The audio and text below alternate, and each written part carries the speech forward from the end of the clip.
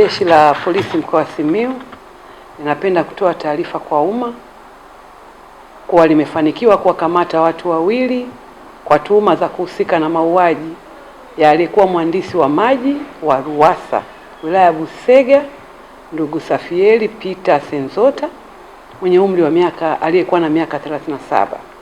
Tukio hilo lilitokea Mei 25, 2026 katika eneo la Mwanogi wilaya ya Busega.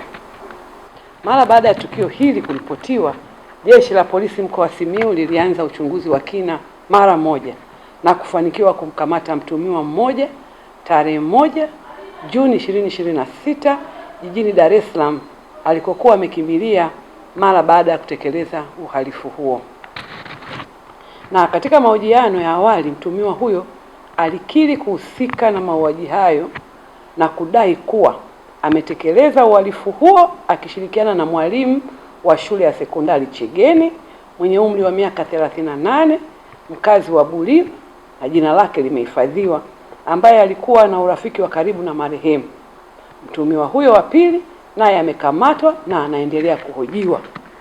Lakini pia mara baada ya kutekeleza uhalifu huo, mtuhumiwa aliondoka na baadhi ya mali za marehemu zikiwemo kompyuta mpakato yani laptop moja aina ya HP, simu ya mkononi aina ya Samsung pamoja na kadi ya benki ya CRDB, mali za marehemu.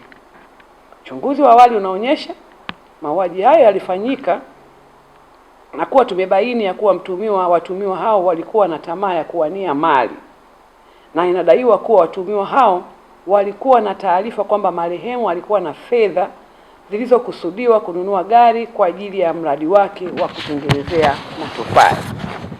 Sasa Jeshi la Polisi mkoa wa Simiyu linatoa onyo kwa watu wote wachache wanaojihusisha na vitendo vya kihalifu kwa lengo la kujipatia kipato kisicho halali. Tunatoa wito kuwa waache mara moja, kwani hatua kali za kisheria zitachukuliwa dhidi yao. Aidha, Jeshi la Polisi linasisitiza kuwa uhalifu haulipi na kwamba wahalifu wataendelea kusakwa na kukamatwa popote walipo. Ili kuwa mwanafamilia bora wa Global TV, usisahau kusubscribe, like, kushare na kucomment.